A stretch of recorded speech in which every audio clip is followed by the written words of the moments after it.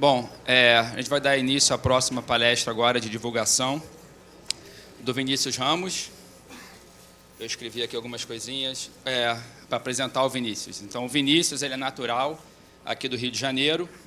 Ele fez a graduação e o mestrado de maneira meio relâmpago na UFRJ, onde ele estudou geometria tropical. E depois disso ele foi para o doutorado em Berkeley em 2007. Ele tinha 18 anos. Em Berkeley, o Vinícius estudou topologia e, através da topologia, ele entrou no mundo da geometria simplética e de contato, que tem relações muito importantes e profundas com topologia de baixa dimensão. Ele terminou o doutorado em 2013, sob supervisão do Michael Hutchins. A tese dele apresentou resultados fundamentais em objetos chamados ECH capacities, que talvez apareçam aqui escondidas em algum lugar. Depois disso, ele fez um pós-doc na Universidade de Nantes, na França. E, em 2015, a gente teve a sorte de conseguir trazer ele de volta aqui para o IMPA, no nosso programa de pós-doutorado de excelência, que já não temos mais, mas foi muito útil para isso. E, em 2017, ele foi contratado e virou pesquisador aqui da casa. Bom, esse ano ele recebeu um dos grants do Serra Pilheira, relacionado ao trabalho dele em bilhares simpléticos e mergulhos simpléticos. E eu acho que, bom, a gente vai ouvir um pouco a respeito disso. Vinícius. Obrigado.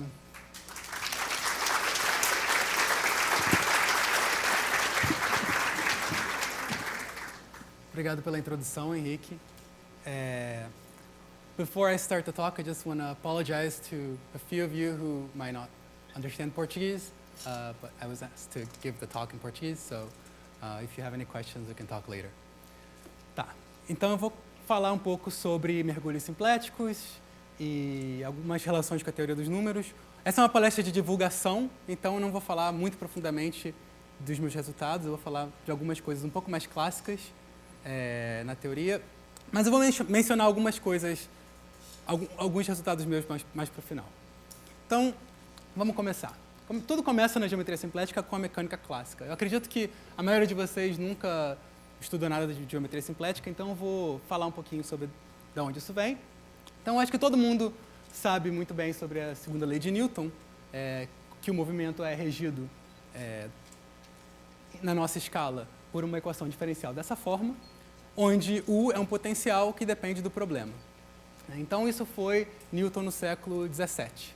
Aí depois, no século XVIII, veio o Lagrange, vou pular essa parte, e aí o Hamilton, esse é o Newton. Aí depois veio o Hamilton no século XIX e reformulou o problema, que do ponto de vista moderno é uma reformulação bem simples, né? Você simplesmente chama P o momento, e aí você refaz essa EDO de segunda ordem num sistema de EDOs de primeira ordem. Tá. Eu acho que qualquer um que estuda física já viu isso alguma vez. E a gente observa que existe uma função chamada hamiltoniano, que é a energia, e que essa função é preservada por esse sistema. Tá. Então, aqui está o Hamilton. E o Hamilton, basicamente, reescreveu isso tudo nesse conjunto de duas equações diferenciais, que, na verdade, são 2n equações diferenciais, que são chamadas as equações hamiltonianas. Então, essa é a mecânica hamiltoniana, que não descreve mais física do que a mecânica newtoniana, mas ela é uma formulação muito mais interessante do ponto de vista matemático. Então, antes da gente chegar na geometria simplética, vamos reformular isso aqui um pouquinho mais. Então, vamos chamar as coordenadas de R2n de Q e P. Então, Q e P são pontos em Rn. E a gente fixa uma função h, que não precisa mais ser energia, agora é uma função qualquer, né? A gente agora meio que esquece a física. Vamos tentar fazer matemática, vamos ver o que essas equações podem nos dar. Então, a gente chama de XH o campo vetorial dHdP e menos dHdQ, que é exatamente o campo vetorial que as equações do slide anterior estão descrevendo. E repara que esse campo vetorial ele é muito relacionado com o gradiente. Na verdade, ele é simplesmente uma rotação do gradiente, o gradiente multiplicado por uma matriz, a matriz J. E ele tem uma propriedade muito diferente do gradiente. O gradiente ele aponta na direção em que a função cresce mais. Já esse campo vetorial, que é o campo hamiltoniano, ele, na verdade, ele é contido nas superfícies de nível. Então, ele preserva o valor da função h. Então, essa é a equação que eu escrevi aqui, que o xh preserva o fluxo de xh preserva h. Tá? Mas ele tem ele parece um pouco gradiente, né? Então, isso é uma coisa que é bem interessante. E agora a gente pode entender isso, a gente pode também tentar definir o xh direto, sem passar pelo gradiente, usando uma forma linear alternada, que é essa forma ômega. Então, a gente pode definir ômega, que é uma forma bilinear alternada em R2N, e que faz o seguinte: ômega de VW é o produto interno de V com JW. Então, repare que ômega é uma forma bilinear antissimétrica e ela continua sendo não degenerada. Ao contrário da métrica riemanniana, do produto interno, ela é antissimétrica, mas ela continua sendo não degenerada. Tá? A gente pode reescrever dessa forma usando a notação de álgebra exterior. A geometria simplética, ou mais em particular a topologia simplética, ela visa estudar e entender propriedades dessa forma ômega. Tá? Então, como essa é uma palestra de divulgação, eu vou tentar fazer as coisas com menos formalidades possíveis e vou fazer tudo em R2N, então a gente nem vai precisar falar de variedades, mas em geral a gente pode fazer isso no contexto de variedades de dimensão par. Então, o objetivo da topologia simplética é tentar entender invariantes dessa dois-forma ômega. Tá. Então, uma pergunta clássica em geometria ou topologia é a seguinte, né? Dados dois conjuntos em R2N, será que existe um difeomorfismo que preserva essa dois-forma ômega? Se em vez de ômega a gente colocasse o produto interno, isso seria uma isometria. Mas aqui a gente, em vez de colocar o produto interno, a gente coloca essa mudançazinha do produto interno, que é chamada de forma simplética, e essa é a primeira pergunta. Como toda questão geral em topologia e geometria, é uma pergunta muito difícil. Mas tem um exemplo aqui, antes disso, essa condição daqui, ela pode ser escrita concisamente dessa forma, né? Que o pullback da forma ômega por φ é igual a ômega. Tá? Então, a gente pode encurtar essa definição. Então, aqui tem um exemplo de dois subconjuntos de R2 que são equivalentes na geometria simplética. Aqui a gente tem um disco, né? E aqui a gente tem uma elipse. E por que eles são equivalentes? Bom, lembra que a forma simplética é dQ1, dP1, então você pode esticar o P1 e contrair o P1 com o mesmo fator. Então, isso vai preservar essas duas formas. Tá? E repara que eles têm a mesma área. Né? Isso é uma coisa que vai aparecer no próximo slide. Mas, em geral, a pergunta se dois espaços são simpletomorfos, né? Se eles são equivalentes com uma transformação que preserva essa duas formas simplética, é uma pergunta muito difícil. Então, a gente vai facilitar um pouquinho a pergunta e vai fazer uma pergunta se existe um mergulho. Tá? Então, se eu pego dois subconjuntos de R2N, será que tem como eu colocar um subconjunto dentro do outro, de maneira com que esse mergulho preserve essa forma simplética? E, bom, essa pergunta ela é interessante já de isometria, tem muitas coisas talvez não triviais, mas se você quiser que uma coisa preserve o produto interno, é uma condição muito, muito forte. Né? Então, aqui a gente está botando uma condição um pouco mais fraca. E todo o resto da minha palestra, basicamente, vai ser descrever alguns exemplos de mergulhos simpléticos ou de situações onde não existe um mergulho simplético. Tá, então, se existir, eu vou usar essa notação. Eu vou dizer que x1 se mergulha simpleticamente em x2. Então, eu vou colocar essa seta de mergulho e um S em cima da seta. Tá. Então, vamos falar agora sobre mergulhos simpléticos. Em primeiro lugar, né, se a gente pegar essa nossa dois-forma, ômega, e fizer o produto exterior dela n vezes, o que a gente vai ter é a forma de volume padrão de R2N com uma constante na frente, que é n fatorial. Mas o ponto é que, se a gente tem uma transformação que preserva essa dois-forma, então ela vai preservar a forma de volume. Tá? Repara que isso é muito mais fraco do que uma isometria. Se você tem uma isometria, ela tem que preservar muito mais coisas, em particular a curvatura, é uma coisa muito mais forte. E aqui a gente tem uma noção mais fraca, que a princípio a gente sabe que ela preserva o volume, mas não é claro, só com o que eu escrevi aqui, se preserva alguma coisa mais do que o volume. E agora eu vou falar de um exemplo, um teorema clássico que basicamente abriu as portas do que se chama atualmente de topologia simplética. Então a gente considera a bola de raio R em R2N, e esse Z2N é um cilindro. Então, o Z2N eu controlo só a norma de Q1, P1, mas eu deixo todas as outras variáveis livres, ou seja, é a mesma coisa que o produto cartesiano do disco com R2N-2. Cadê o meu laser? Aqui. Tá. Então, a pergunta que a gente vai fazer, que o Gromov se fez na década de 80, é quando que eu posso achar um mergulho da bola no cilindro? Então, é claro que, se o raio do cilindro for maior que o raio da bola, a bola está contida no cilindro. Então, é claro que existe um mergulho, uma inclusão que preserva tudo. Tá? Então, é claro que esse caso em que o raio é maior do que o raio do cilindro é maior do que o raio da bola é um caso trivial. Agora, a pergunta é, será que dá para fazer alguma coisa melhor? Será que se eu tiver um cilindro que é um pouquinho mais fino do que a bola, será que eu consigo esmagar ele um pouquinho? E uma conta, que não é uma coisa muito difícil, você consegue ver que dá para fazer isso com uma transformação que preserva o volume em todas as dimensões.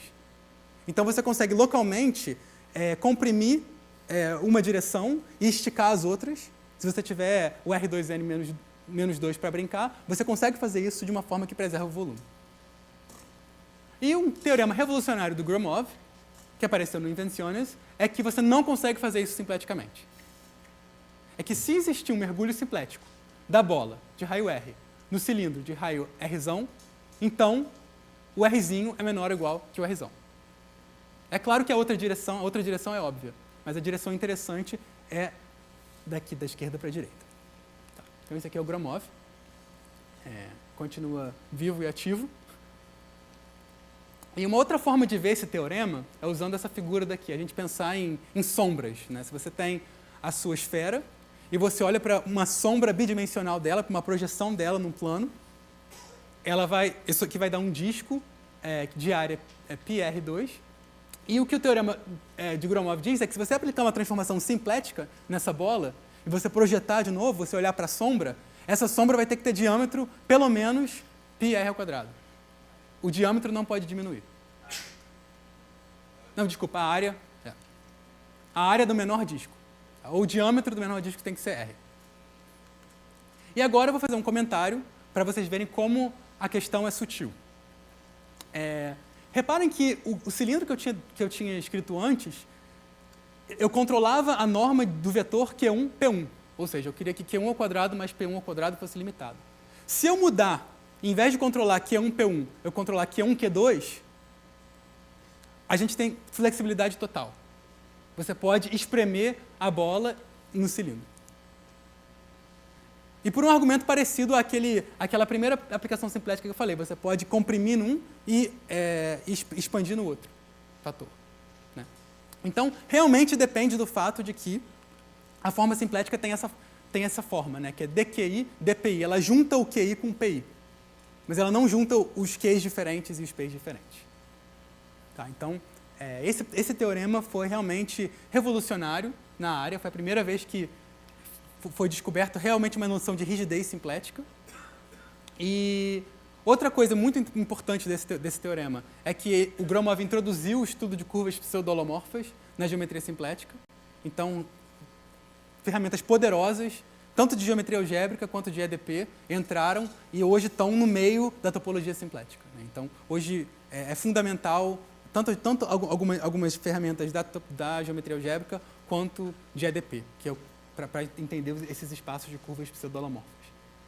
Tá, então, isso vai voltar um pouco mais para frente, para quem tiver mais interesse, a gente pode conversar. Mas agora eu quero falar de um problema bem interessante, que é o problema de empilhamento de bolas.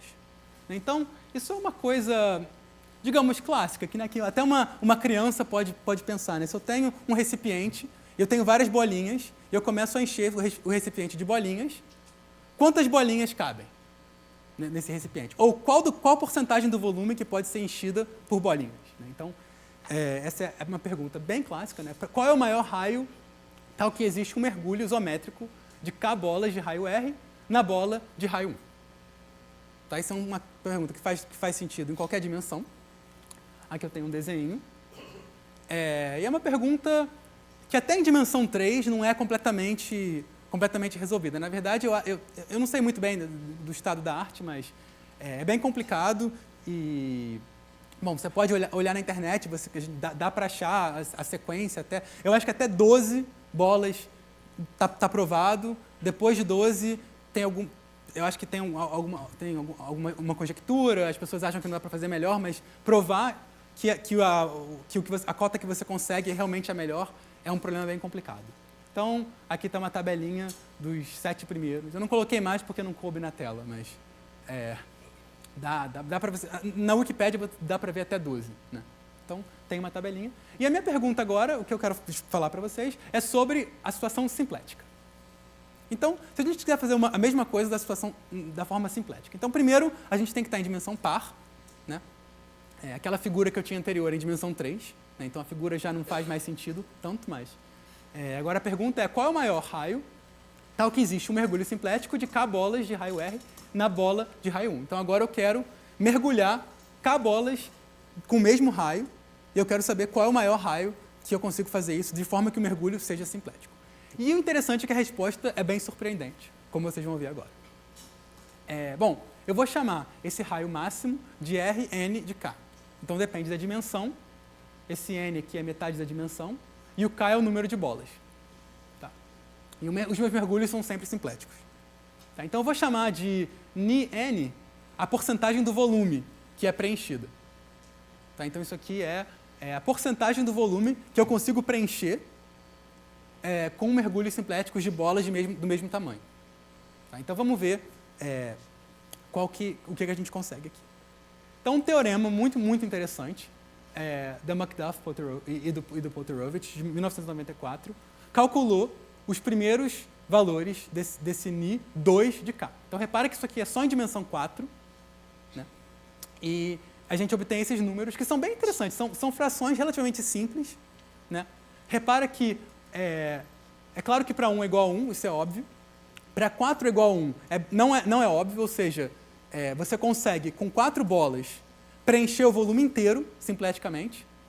Então, isso é uma coisa que já é bastante interessante, né? Que você consegue...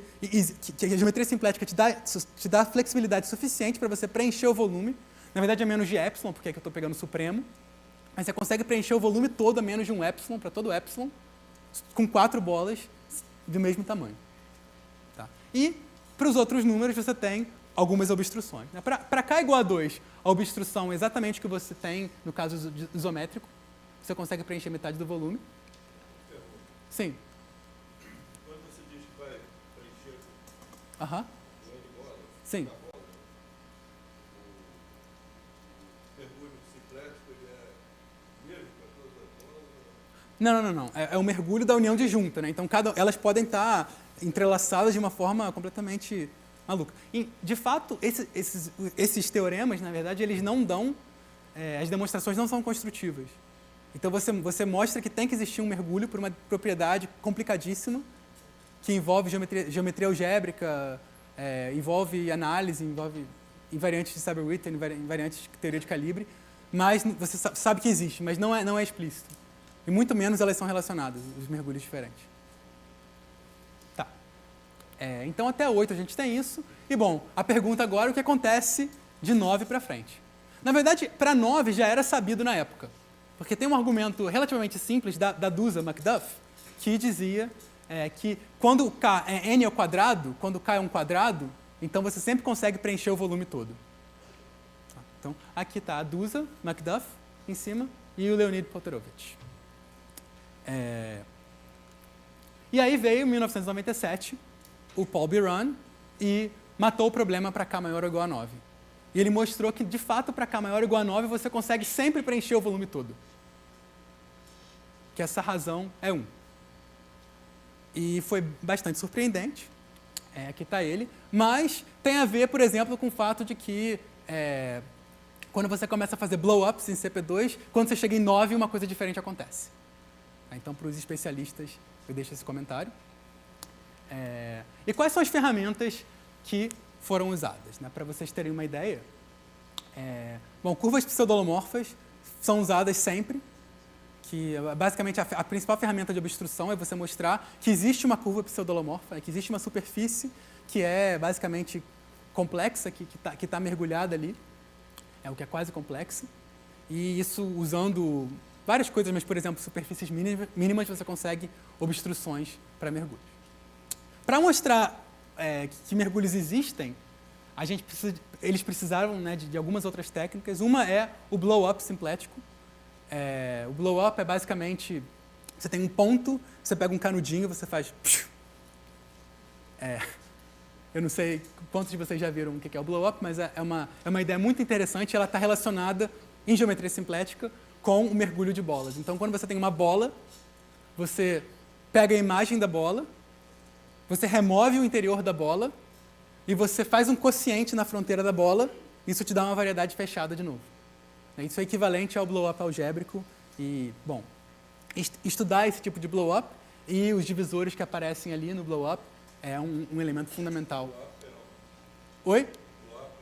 Não, é um blow-up complexo, na verdade. Você quocienta pela figuração de Hopf. Outro elemento fundamental é a positividade de interseções. Repara, né, que tanto o resultado do slide anterior quanto esse resultado, eu estou só falando do Ni2, ou seja, dos mergulhos em dimensão 4. E vocês vão ver, né, que, na verdade, esses argumentos aqui, até o blow-up simplético dá para fazer em dimensão maior. Agora, a partir daqui, os argumentos já começam a realmente só funcionar em dimensão 4. Né? Que a positividade de interseções é o fato de que quando você pega duas superfícies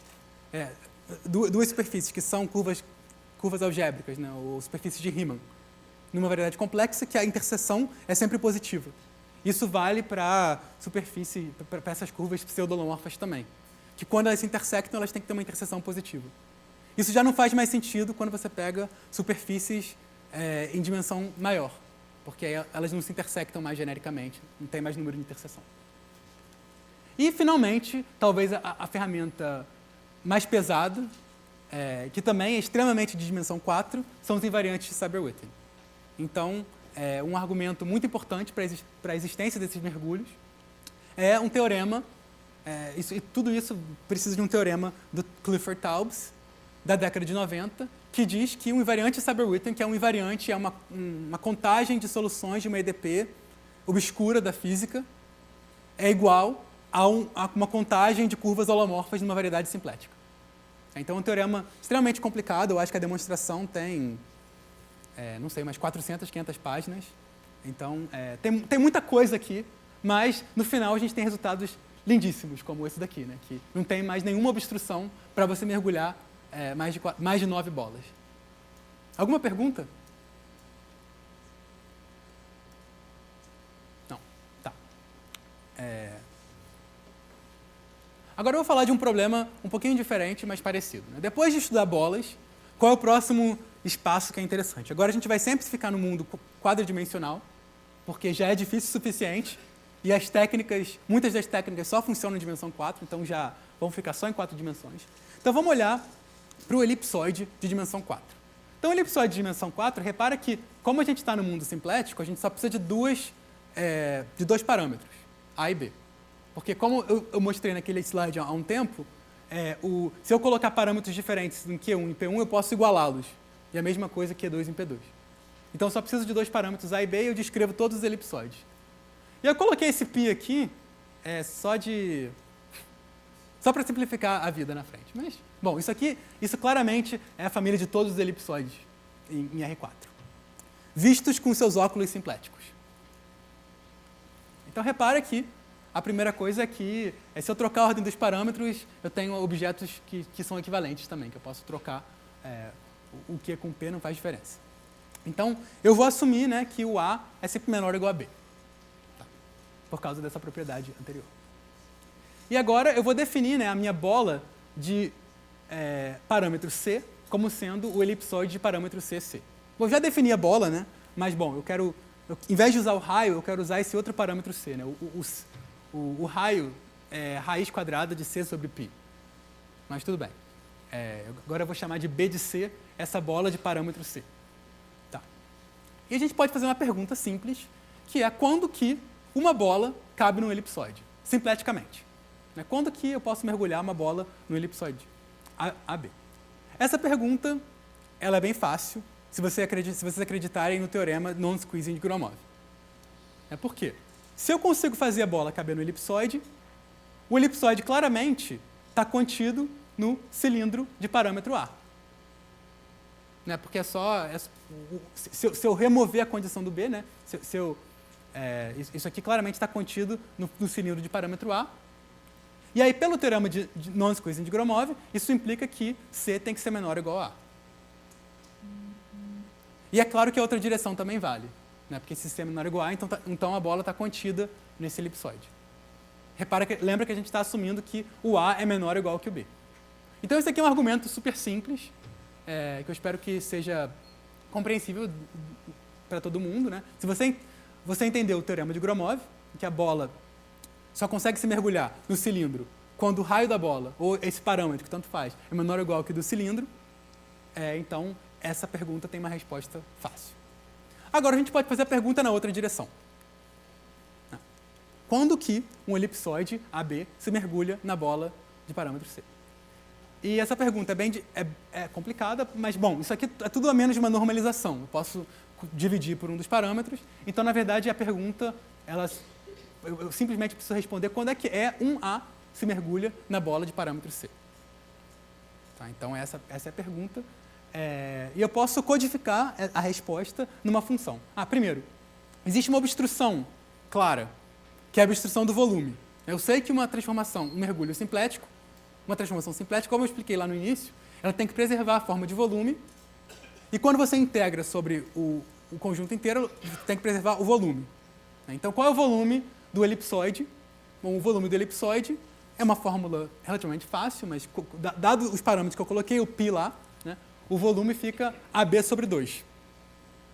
Então, a gente precisa que o volume do lado esquerdo seja menor ou igual que o volume do lado direito. Ou seja, eu preciso que A vezes 1 sobre 2 seja menor ou igual que C ao quadrado sobre 2.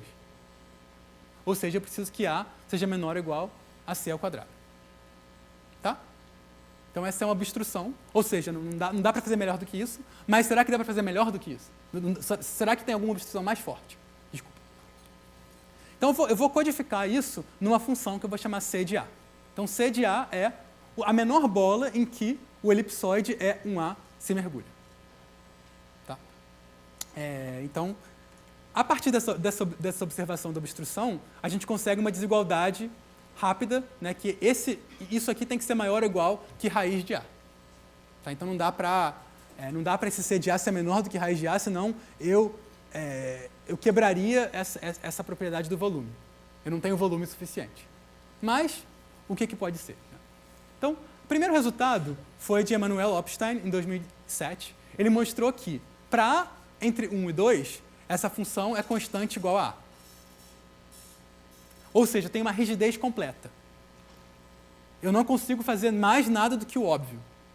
Porque a elipsoide de parâmetro 1A, ele está contido na bola de parâmetro A. Tá? Então, o Opstein mostrou que entre 1 e 2, você tem uma rigidez completa. A inclusão é a melhor coisa. E ele mostrou também que, por outro lado, para A igual a 4, você consegue mergulhar o E14 numa bola de parâmetro 2. E por monotonicidade, isso implica que a função tem que ser constante igual a 2, de 2 até 4. Então vamos parar um pouquinho, porque eu acho que essa é uma observação importante.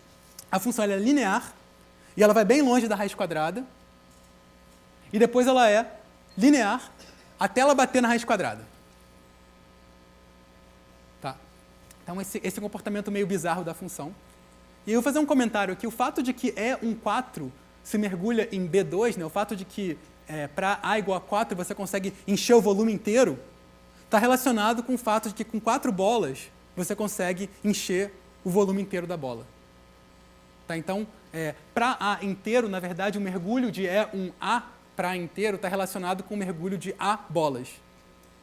Tá? Então, não tem tempo para discutir essa relação, mas essa relação já era sabida na época. Então, até 2007, esse era o estado da arte. E aí, veio um trabalho no Annals, e que é o que eu vou explicar agora. E ele tem a ver com a sequência de Fibonacci. Então, deixa eu fazer algumas definições para enunciar o resultado. Então, vamos definir essa sequência GN, que é a sequência dos termos ímpares da sequência de Fibonacci. Não são os números ímpares na sequência de Fibonacci, mas são os termos ímpares. Ou seja, você pega a sequência de Fibonacci, você pega o primeiro, o terceiro, o quinto, o sétimo, etc. Tá? Então, vai dar essa sequência GN. Então, são os números ímpares de Fibonacci. Tem uns pares lá no meio. Tá.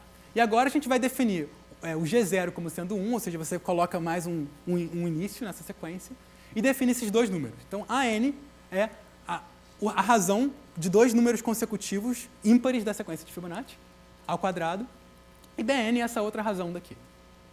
Tá? E é um exercício relativamente simples a gente verificar que esses números são crescentes e são alternados. E, na verdade, eles têm um limite que é o mesmo, que alguém consegue calcular, olhando de cabeça?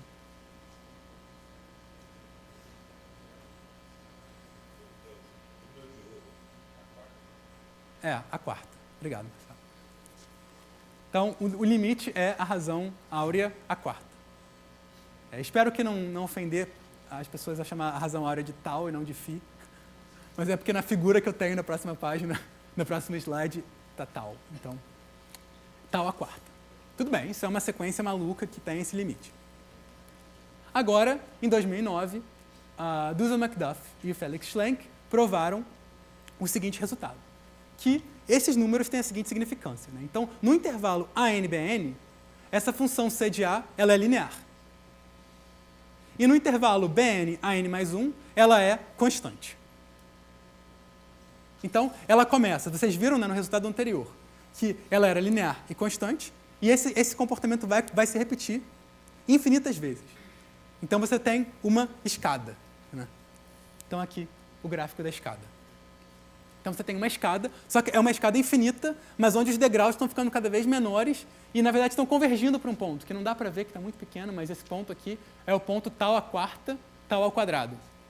Então, você sobe linearmente, aí você tem um passo reto, bate na raiz quadrada, aí sobe de novo, e a inclinação da reta vai ficando cada vez maior até convergir para essa inclinação ali.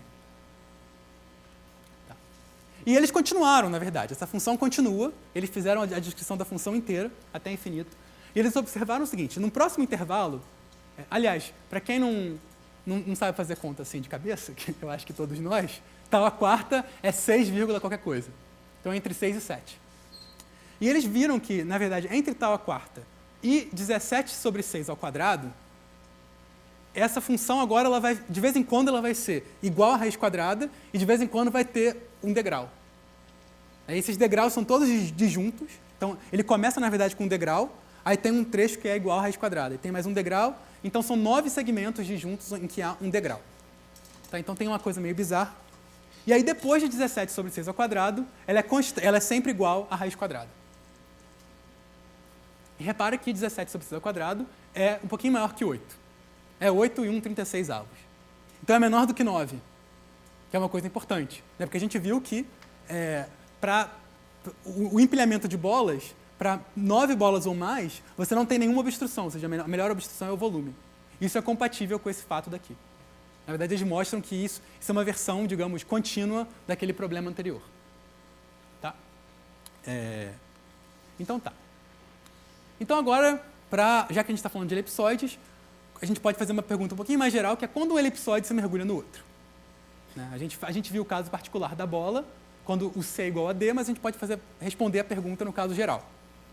E, bom, a primeira obstrução do volume é que AB é menor ou igual a CD, e essa obstrução, ela, em geral, não é ótima. Né? Então, a obstrução que é ótima é a seguinte. A gente define esses números CK de E a B. Isso aqui é uma sequência crescente das combinações lineares AM mais BN.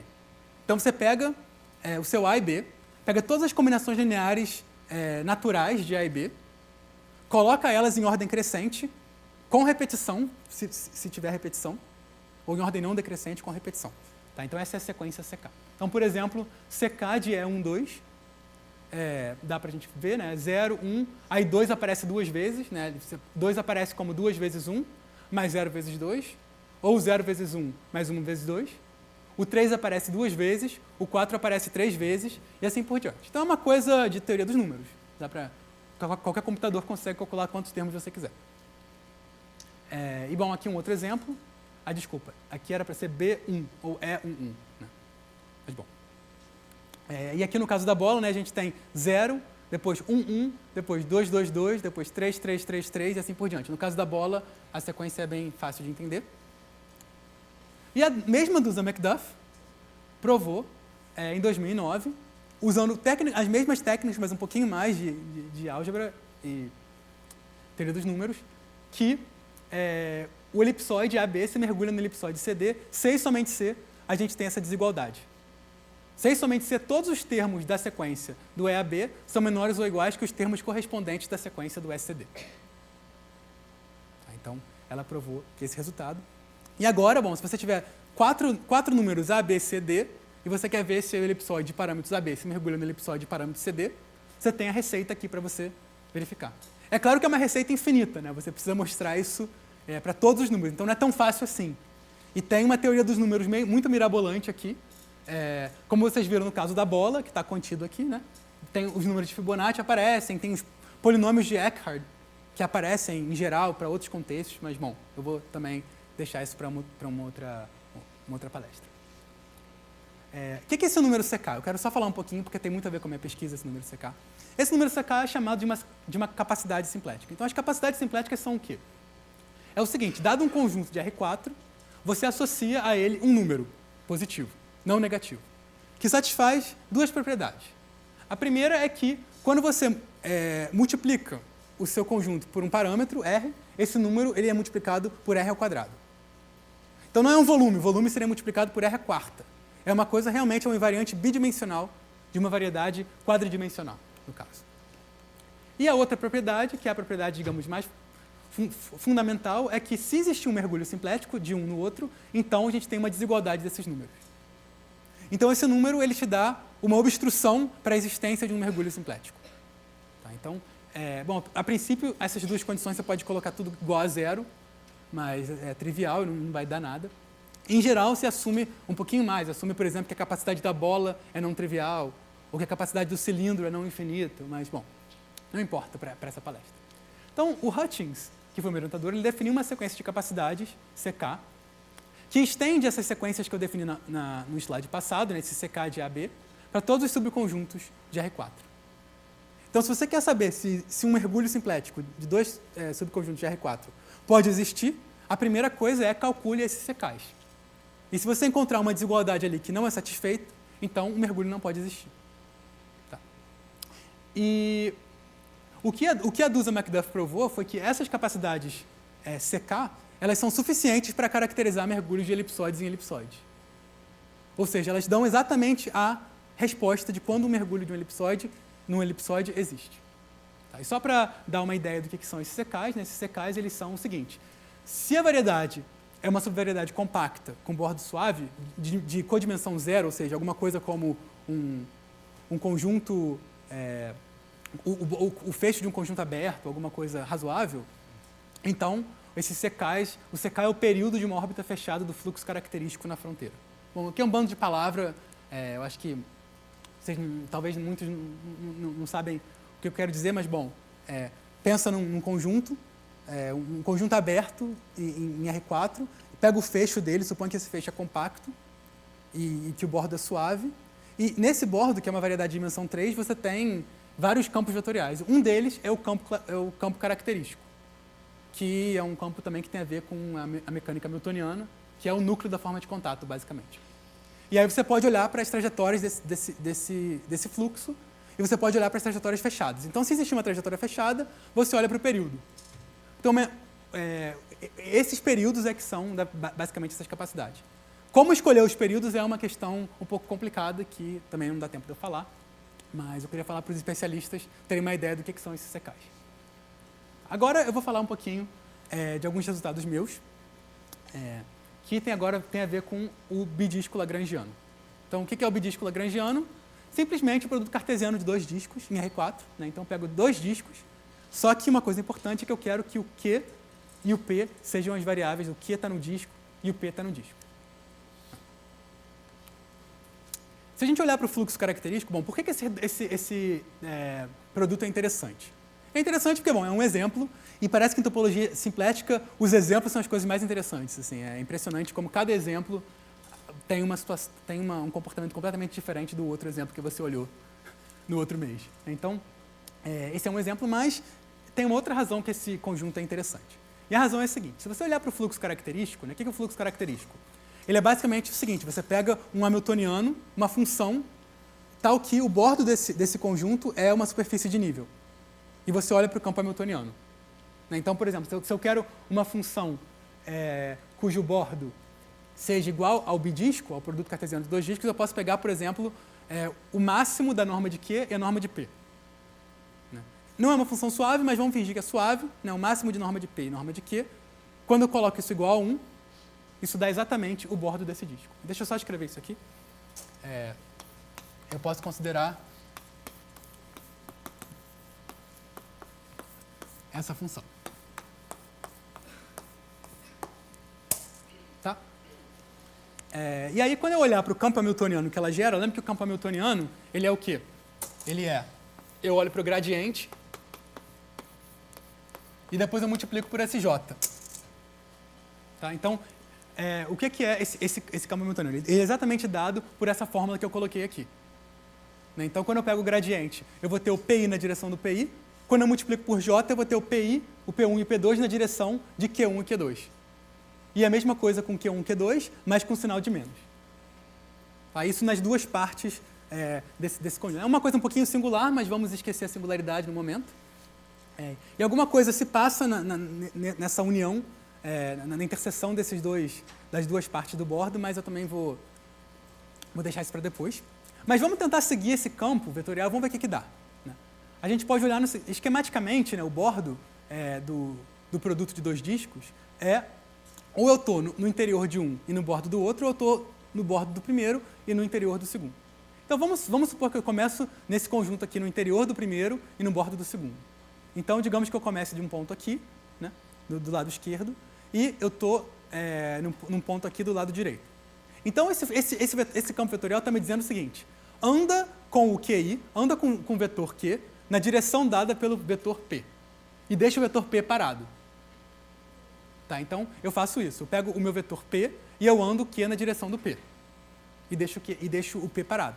Tá? Até que eu bato na fronteira, então eu entro no outro cara. Eu entro no segundo subconjunto aqui. Então, agora eu vou seguir essa segunda parte aqui da minha definição do campo do vetor característico. Tá? Então, agora eu faço isso. Agora eu permaneço. Eu deixo primeiro o cara da esquerda, né, que é o Q, parado, e eu ando P na direção de menos Q. Então, eu faço eu vou andando até de novo eu bater na fronteira, e aí eu entro no outro e volto e repito. Eu uso a primeira expressão de novo. Tá? Então, agora eu uso essa expressão. Eu deixo o P parado e eu ando Q na direção do P. Tá? Então, eu posso continuar isso daqui. Repara que, por uma geometria bem simples, né, que o ângulo azul da esquerda é igual ao ângulo azul da direita e o ângulo vermelho da esquerda é igual ao ângulo vermelho da direita. Então, o que eu estou vendo aqui é o fluxo de bilhares. Né? Então, o que está acontecendo aqui é que esse fluxo, se eu olhar para esse fluxo em cada um dos dois discos, eu estou vendo bilhares. Então, essa é uma das razões que o problema é interessante, porque está relacionado, esse produto está relacionado com bilhares, mas, bom, é um subconjunto de R4, como outro qualquer, né? Por que não estudá-lo? Então, agora vem o teorema que eu queria falar para vocês, que é esse daqui. Então, qual é a menor bola que você consegue mergulhar nesse bidisco? Bom, é a bola de parâmetro 4. Isso aqui não é trivial, na verdade. Se você quiser, a maior bola que está contida nesse bidisco, ela vai ser a bola de parâmetro π. Então, como π é menor do que 4, tem um conteúdo aqui já. Né? Já é uma coisa interessante. Na outra direção, qual que é a menor bola em que esse produto cabe? E aqui a bola vai ser a bola de parâmetro 3 raiz de 3. E se a gente quiser, a gente pode até colocar isso no elipsoide e vai aparecer tanto 4 como 3 raiz de 3. Tá? Então, qual a significância desses números? Na verdade, esses números, 4 e 3 raiz de 3, são o comprimento dos dois primeiros bilhares no círculo. 4 é o comprimento desse bilhar que vai e volta.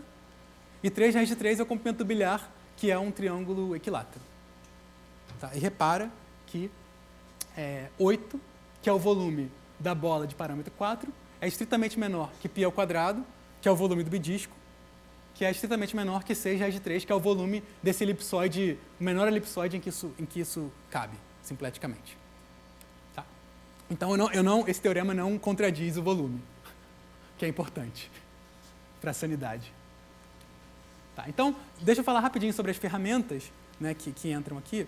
A primeira ferramenta é a integrabilidade dos bilhares. Né? Então, como os que estavam aqui na palestra do Dan na terça-feira, ouviram ele falar bastante sobre bilhares. Né? Então, uma coisa maravilhosa dos bilhares no círculo é que eles são integráveis. Então, existe uma outra função que é independente da função principal, né? que é a norma ao quadrado da velocidade, que no caso é o momento angular, que comuta, cujo fluxo comuta com essa. Então, essa é uma coisa fundamental.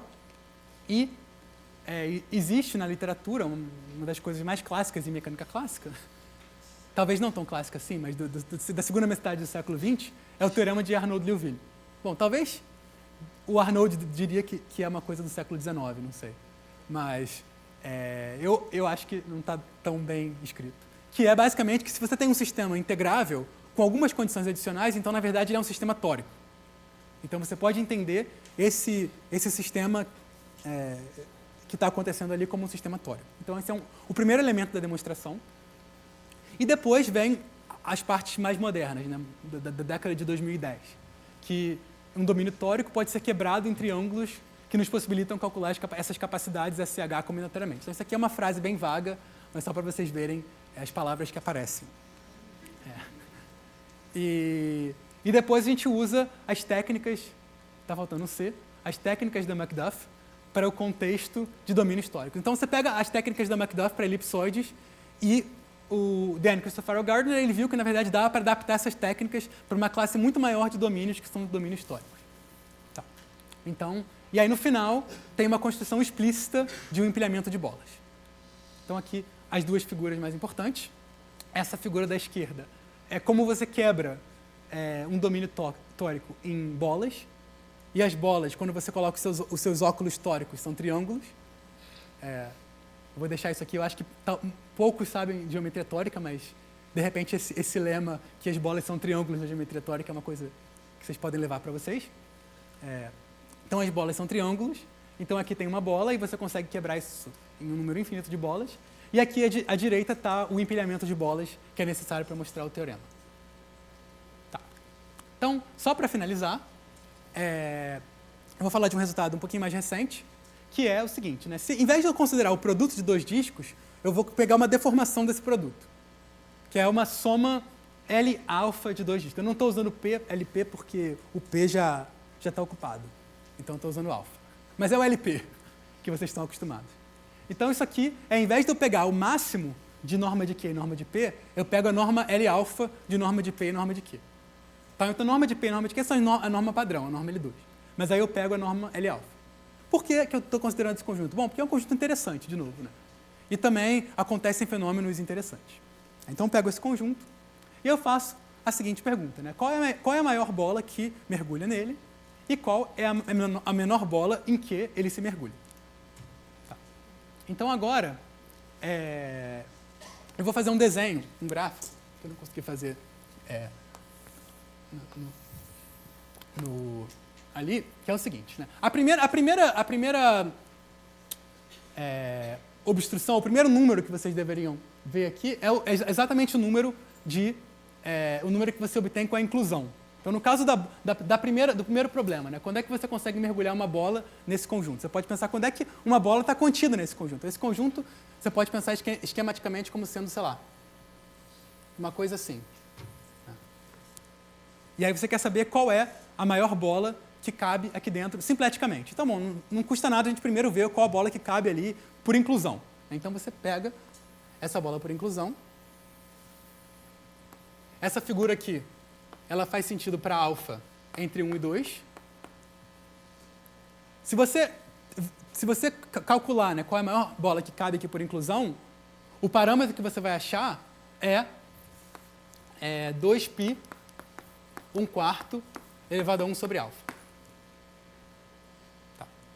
Então, a primeira parte do teorema é que, para alfa entre 1 e 2, a gente obtém exatamente esse número para o mergulho simplético.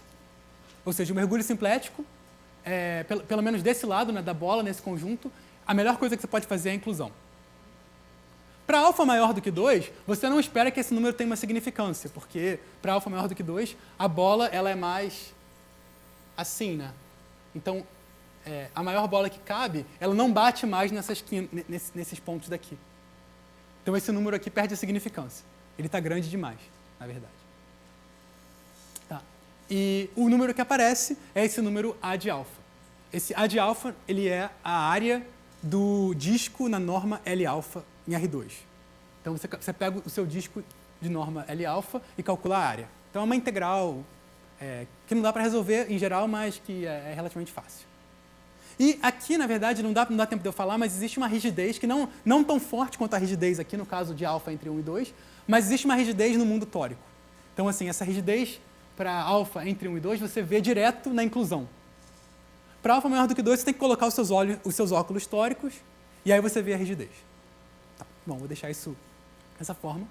E para alfa maior do que 2, desculpa, na segunda função, né, quando você olha para a segunda função, e você quer agora colocar a bola dentro, eu não vou desenhar o gráfico.